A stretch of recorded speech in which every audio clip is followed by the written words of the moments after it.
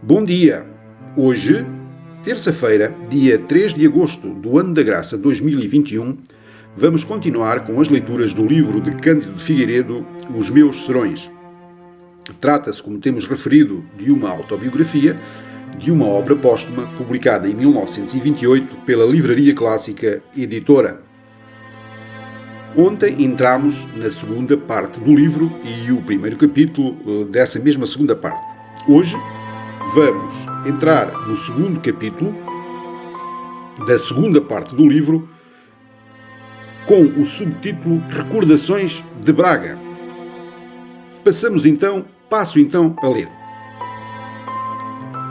Afora as aprovações nos exames de latim, tive também, nessa época, aprovação em todos os mais que requeri: português, geografia, história, desenho, geometria, filosofia, retórica, francês.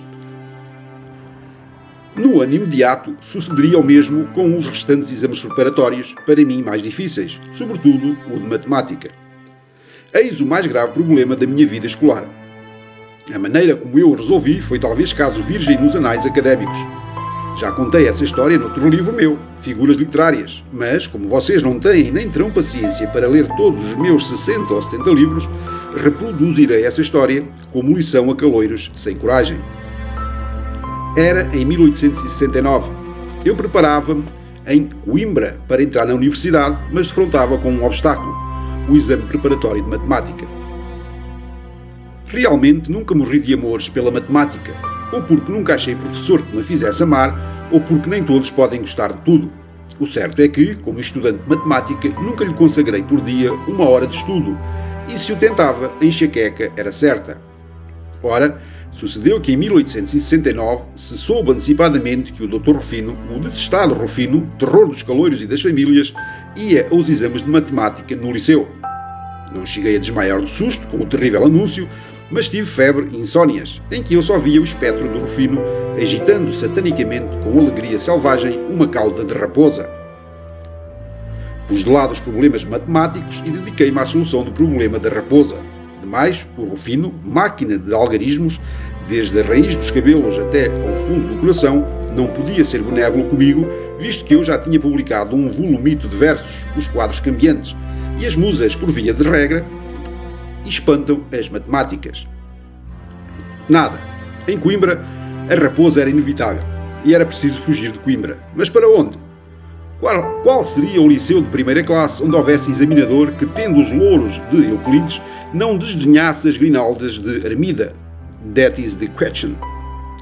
Pensei, risquei, apaguei, fiz proporções e equações, tirei provas, contei pelos dedos, contei de cabeça e, por fim, eureka! Tinha encontrado o X.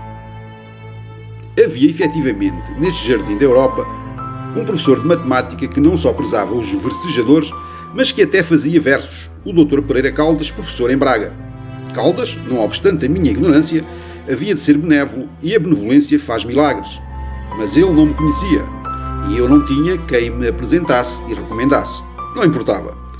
Cintei um exemplar dos Quadros Cambiantes e enderecei-o a um literato que sabia conciliar as musas com os algarismos.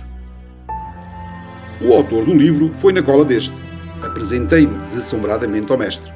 Alegremente surpreendido, perguntava ele: "Anda passeando pelo Minho? Já concluiu a formatura?" "Muito pelo contrário. Sou um caloiro que tem medo do Dr. Rufino e que se acolhe à proteção de Vossa Excelência." "Oh, vem fazer exame?" "De matemática, se Vossa Excelência não for muito rigoroso." "Muito não digo, mas é preciso saber-se alguma coisa." "Vossa Excelência julgará, porque eu não sei o que sei." "Bem, enquanto os exames não começam, traga os seus livros." Não traga. Os compêndios de Coimbra não são cá adotados e..." "Que diz Vossa Excelência?" "Que são precisos outros livros, e apareça cá todos os dias em minha casa, porque tenho umas dúzias de discípulos particulares em classe e o senhor irá refrescando a memória, colhendo alguma ideia." Desnorteou-me a novidade dos compêndios, se eu, dos velhos, pouco ou nada sabia, que poderiam dar-me os novos nas 2 ou 3 semanas que iam dali aos exames. Mas fui. Ouvi preleções que começaram a alumiar-me, mas as trevas do meu espírito a respeito de matemática eram impenetráveis. Chegou o exame.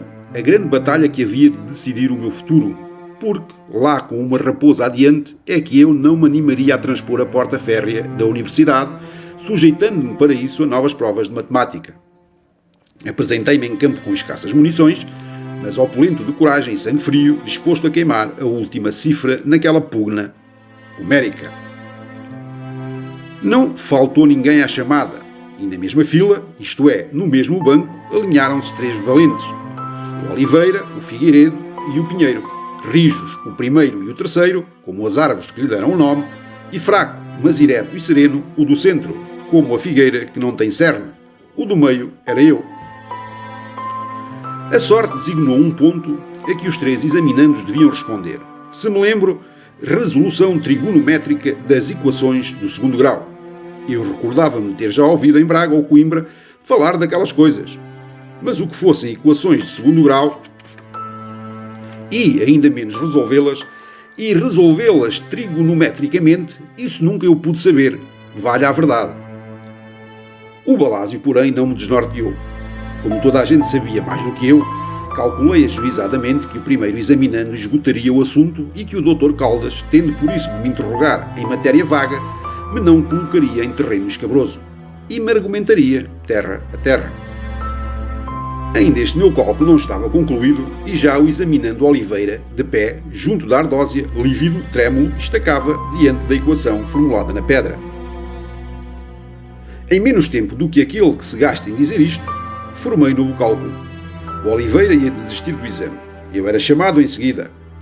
O examinador, embora quisesse auxiliar-me, não ousaria mandar apagar a equação, o ponto obrigatório, e examinar-me em contas de somar. Eu teria de mostrar em público se sabia ou não equações e trigonometria. Situação ultra gravíssima. Estava, porém, a meu lado o Pinheiro, o terceiro examinando, que era chavão naquelas coisas, e eu, fazendo concha com a mão, diante da boca, perguntei-lhe em voz baixa: "Sabes resolver aquilo?" "Sei, aquilo é fácil", disse ele. Depressa, tornei eu: "Escreve a solução nesse papelito", e estendi-lhe um pedaço de papel menor que um bilhete de visita. O Pinheiro, em meio minuto, encheu de algarismos, letras e sinais. Para mim eram hieroglifos, e passou-me um papel. Pulo diante dos olhos. Eram 5 ou 6 linhas de algarismos e coisas. Eu não percebia um único termo daquela escrita sibilina, mas tinha memória, tinha coragem, e em menos de um minuto estava habilitado para reproduzir de cor o trabalho do Pinheiro.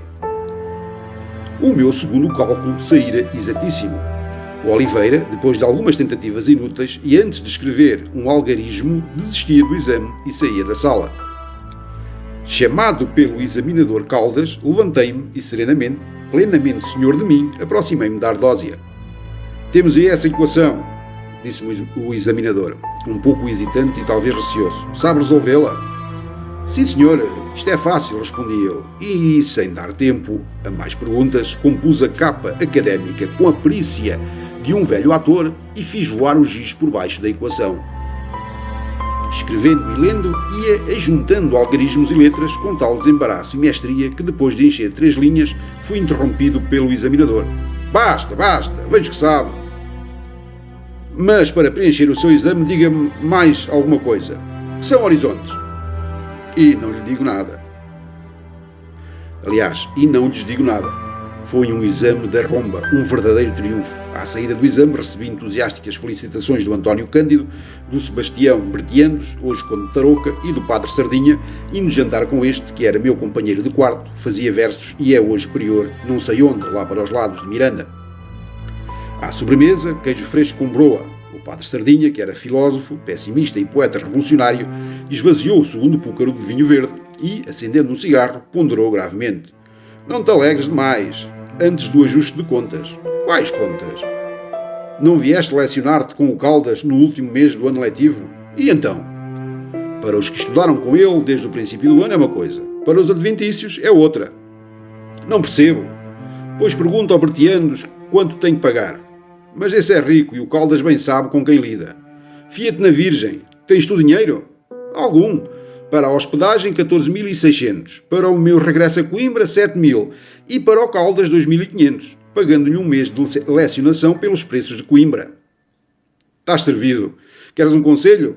vai para Coimbra e pergunta de lá ao Caldas quanto lhe deves, porque em Braga e com os teus recursos vais fazer mau papel.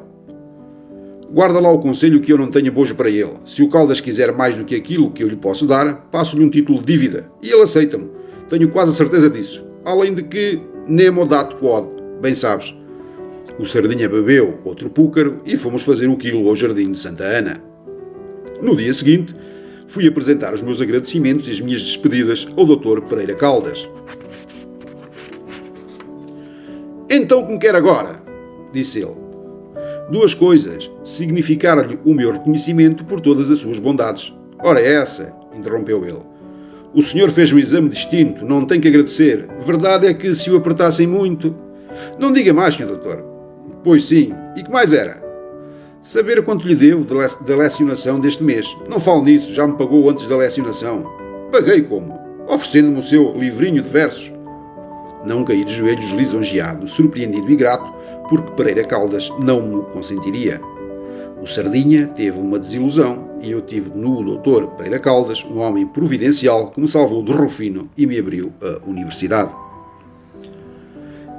E assim chegamos ao fim do segundo capítulo, referente à segunda parte do livro Os Meus Serões de Cândido de Figueiredo. Agradecer quem, de facto, vem acompanhando as leituras e as gravações deste livro, desejar-vos uma boa terça-feira e um resto de boa semana. Muito obrigado. Até amanhã, se Deus quiser.